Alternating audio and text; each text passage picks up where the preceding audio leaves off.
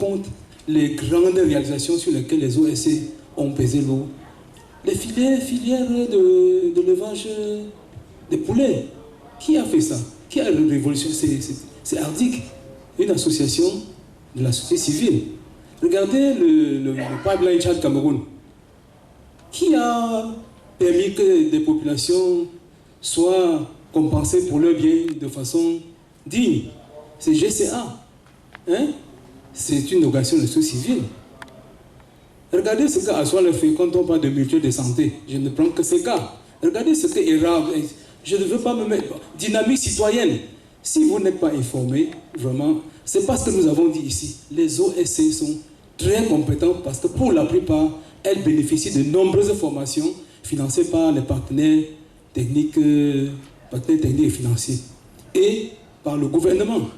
Donc, ne perdons pas de vue ce que nous sommes venus faire ici.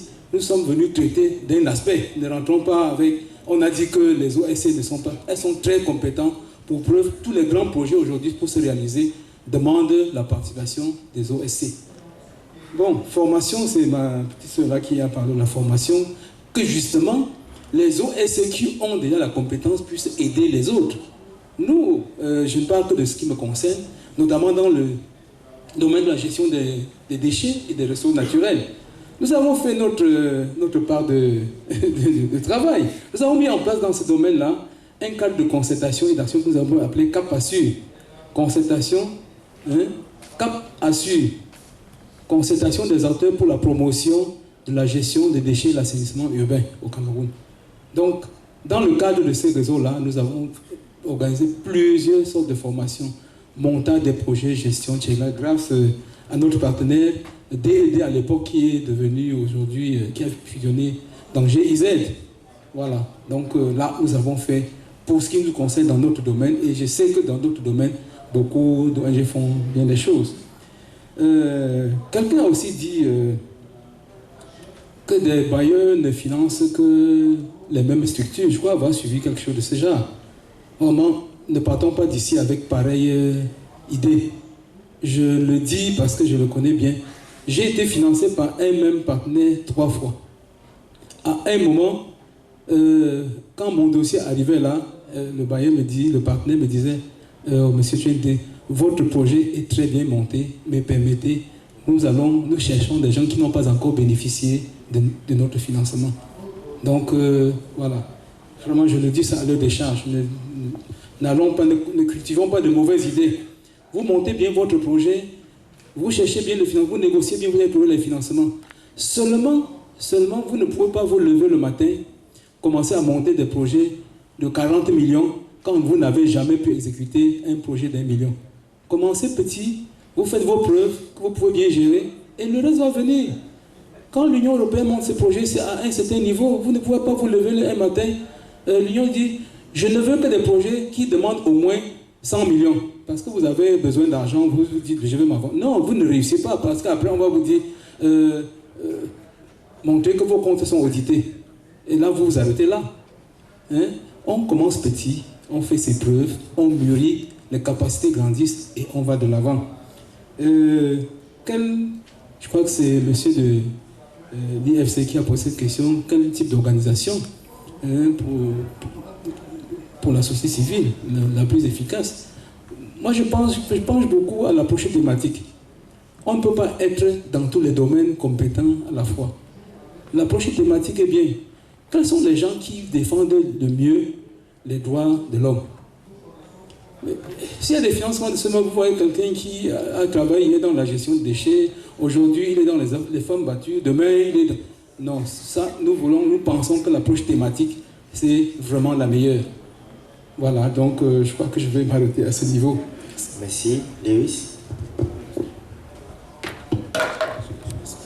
Bon, en fait, je vais juste compléter. Hein, pour dire, bon, peut-être... En une minute, hein? Oui, en une minute. Les bailleurs ne financent que les mêmes organisations, les mêmes structures. Non, c'est pas vrai.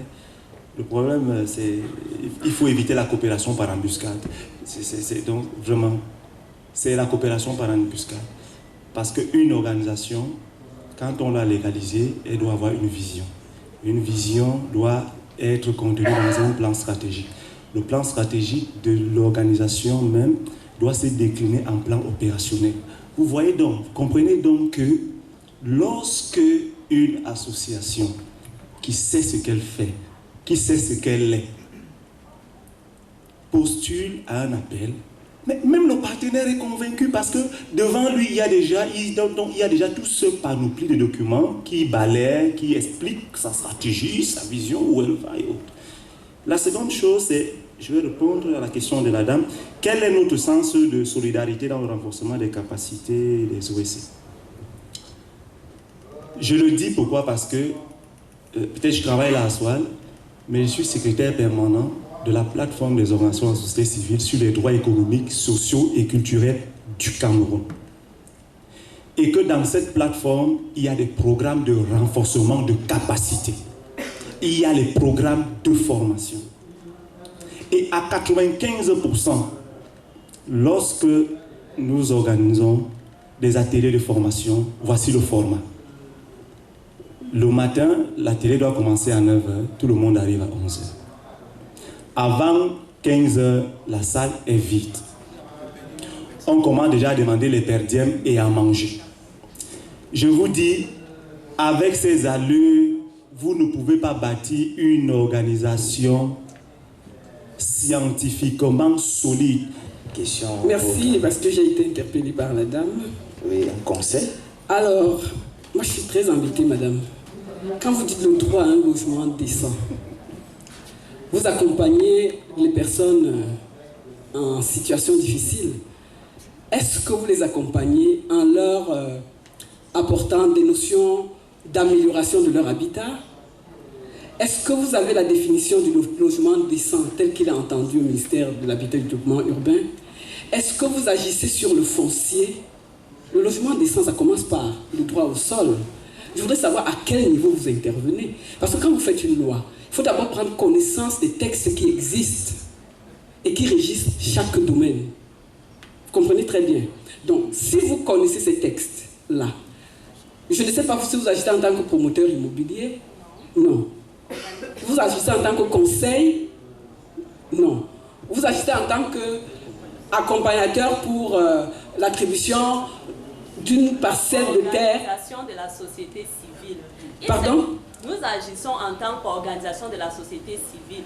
C'est pour ça qu'à soi, c'est de quoi on parle, puisqu'ils ont été associés à... Je comprends très bien que c'est organisation de la société civile, mais qu'est-ce que vous faites exactement?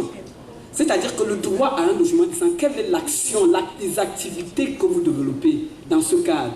Ce n'est que si je connais bien ces activités, je peux vous orienter. Mais quand vous dites de façon globale, droit à un logement décent, moi je vois là-dedans, il y a le droit à la terre. C'est inclus. Voilà.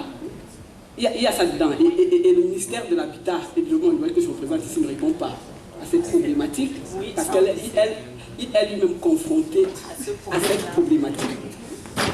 Est-ce que lorsque quelqu'un a vraiment le droit à la terre déjà, est-ce que vous l'encadrez pour l'amélioration du cadre dans lequel il vit? C'est un aspect.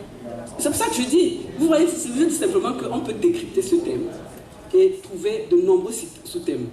Et lorsque vous l'aurez décrypté, je pourrais savoir dans quelle direction, dans quel axe nous, à l'habitat, on s'exerce.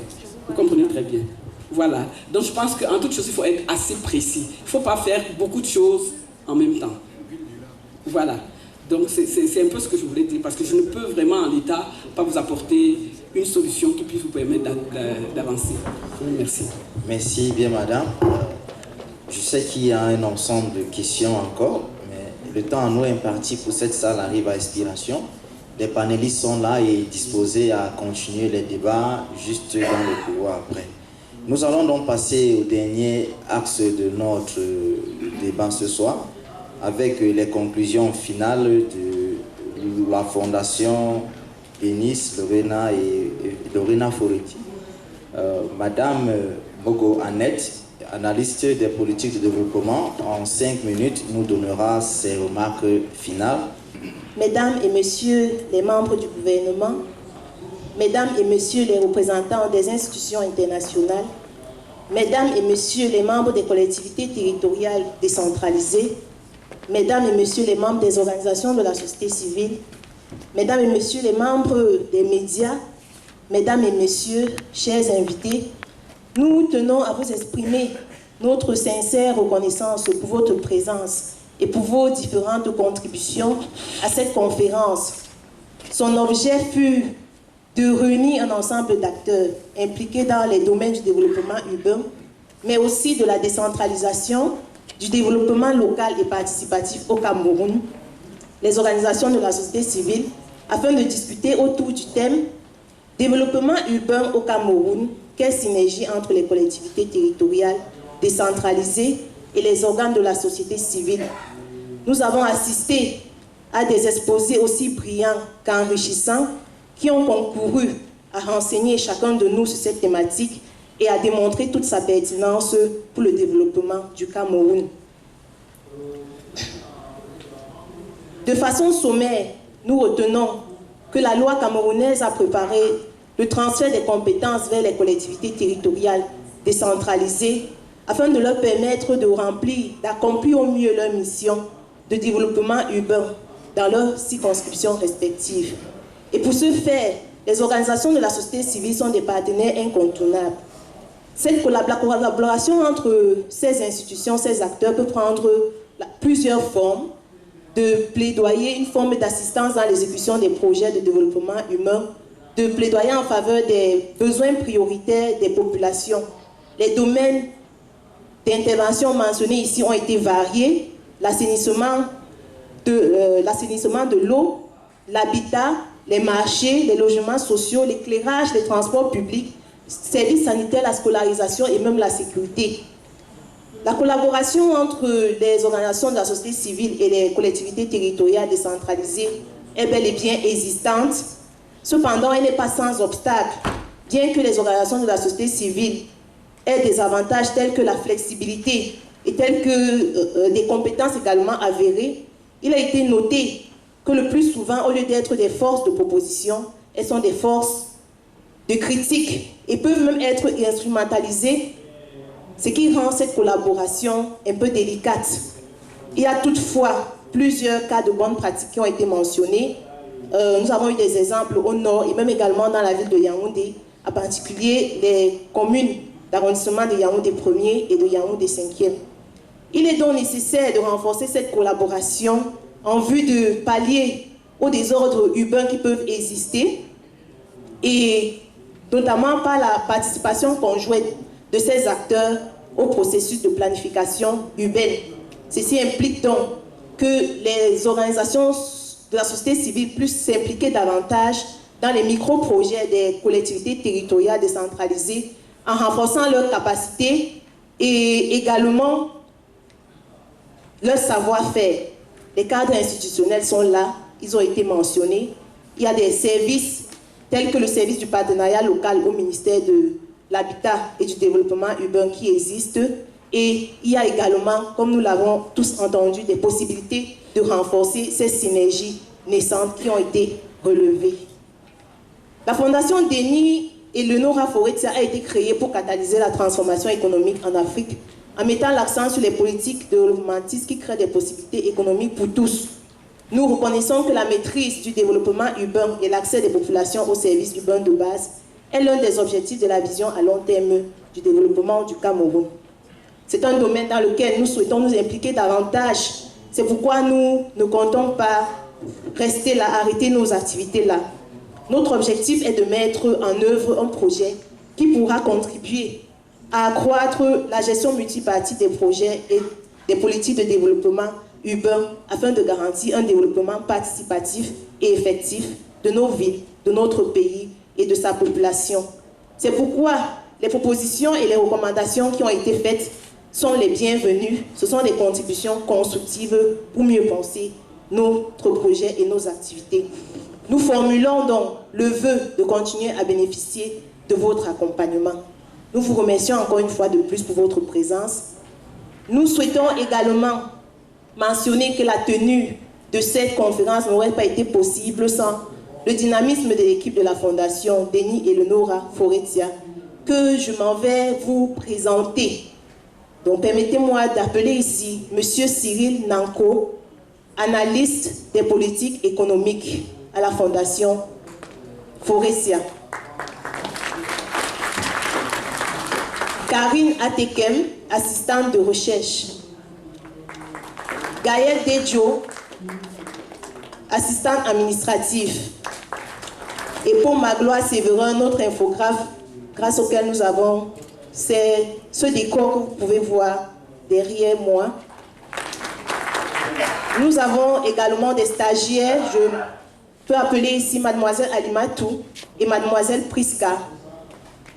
Et enfin, l'analyse des politiques de santé publique, mais surtout la coordonnatrice des événements et des activités de la Fondation à la personne de mademoiselle Julienne Nochoniou. Sur ce, je vous remercie de votre aimable attention. Merci. Mesdames et messieurs, nous sommes rendus au terme de ce débat. S'il y a quelque chose à retenir, la société civile au Cameroun est très forte et les actions de quelques-unes qui ont des activités concrètes ne doivent pas être noyées par des OSC aventuriers, raison pour laquelle nous devons travailler en synergie, nous devons nous structurer, nous devons renforcer nos capacités internes afin de vendre nos services auprès des collectivités territoriales décentralisées et nous positionner comme un partenaire incontournable dans le processus de développement. Sur ce, au nom de l'équipe, je remercie la diligence et l'expertise partagée des panélistes. Espérons nous retrouver sur un prochain plateau pour la suite des débats initiés par la Fondation. Je vous remercie bien.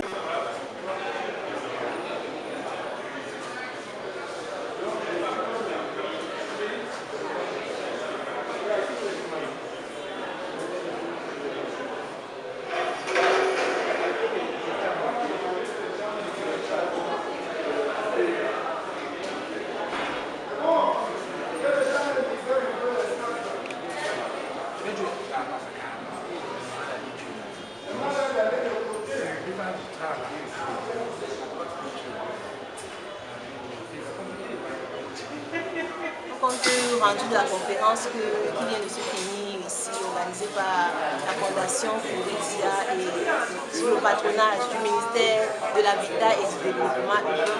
Ce que nous pouvons dire, c'est que les échanges, vraiment, les exposants ont été brillants, les exposants ont été édifiants et nous nous sommes rendus compte même de toute la pertinence de la thématique abordée, notamment la synergie qui existe entre les collectivités territoriales décentralisées et les organisations de la société civile dans le cadre du développement urbain au Cameroun. Donc ce qui en ressortait, c'est qu'il existe effectivement un cadre